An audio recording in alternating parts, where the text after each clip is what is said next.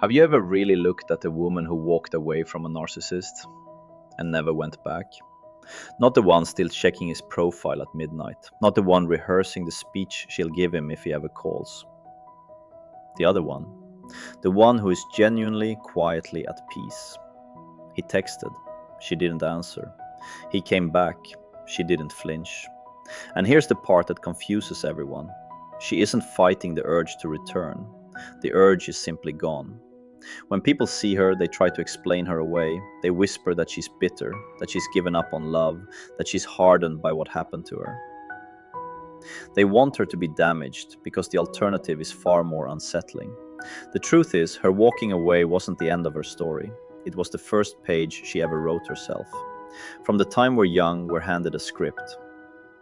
We're taught that love is something you endure for, that a good woman is patient, forgiving, endlessly understanding, that if you just love him hard enough, he'll change, that leaving is failure and staying is loyalty. So when a woman finally walks away from someone who hurt her and refuses to go back, the world doesn't celebrate her. It interrogates her. Maybe you didn't try hard enough. Maybe he wasn't that bad. Don't you think you're being a little cold? They call it bitterness, they call it walls, they call it giving up. But she isn't bitter, and she didn't give up. She woke up. She finally saw the difference between a relationship and a hostage situation dressed in romance. And once you've seen that difference clearly, you can never unsee it. There's a comforting little lie people tell about a woman like this. They say she's cold. She isn't cold, she's tired. She's tired from years of being the only adult in the relationship, tired from doing 100% of the emotional labor and being told she was the difficult one, tired from apologizing for things she didn't do just to end a fight she didn't start. She spent so long being the translator for his moods, the manager of his ego, the keeper of a peace that was never really peace. It was just her, walking on eggshells, quietly disappearing. And one day she ran out. Not out of love, out of self-betrayal. She realized her energy was a finite, sacred resource, and she had been handing it to someone who treated it like it was free. So she stopped. She stopped being a public utility for his needs and became, for the first time, a private sanctuary for her own. She didn't lose her capacity to love. She just raised the price of admission to something he was never willing to pay: honesty, consistency, and respect. Here's what almost no one will tell you. A woman who no longer needs his validation is the single most threatening thing in a narcissist's world. His entire power ran on one engine: your reaction, your need for his approval, your fear of losing him. As long as you were afraid, he had a place to stand. But a woman who has made peace with her own company can't be controlled. You cannot manipulate someone who is no longer afraid of being alone. You cannot threaten to leave someone who has already made peace with the door. He was conditioned to look for a woman who needed something: rescuing, fixing, reassuring. And when he finally meets a woman who has given all of that to herself, he malfunctions. He doesn't know where to insert himself because there's no wound left for him to pretend to heal.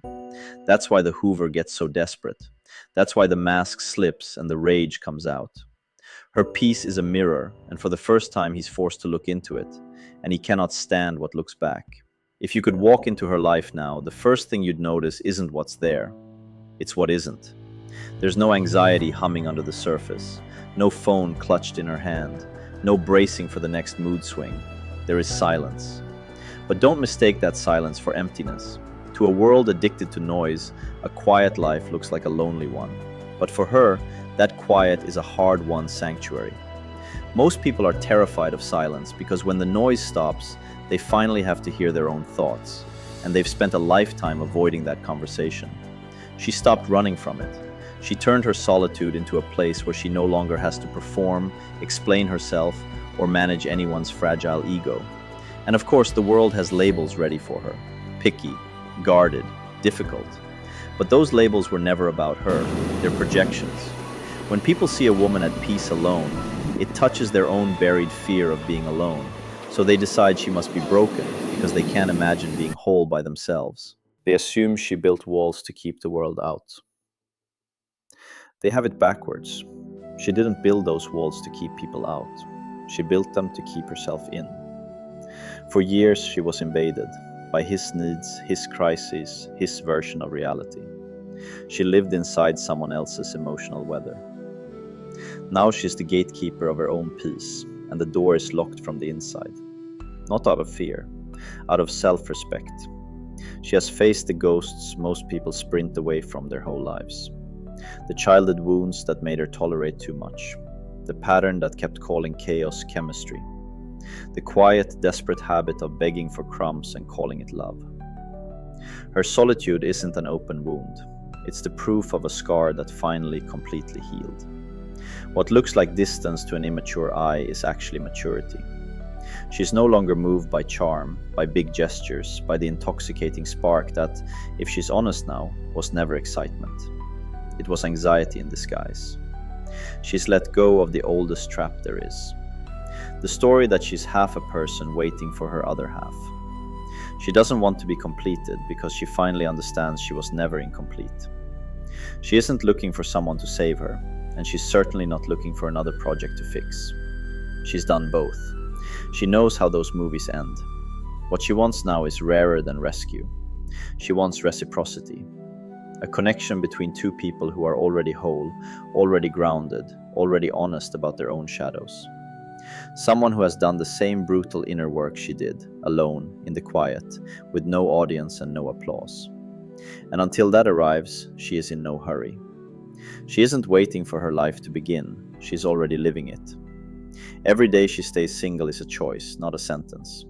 Every no she gives to a half-real connection is an act of self-respect. Because she learned the most expensive lesson of all.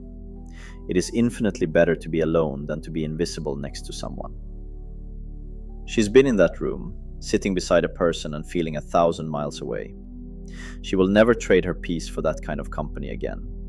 And here's where I need to stop talking about her and start talking about you.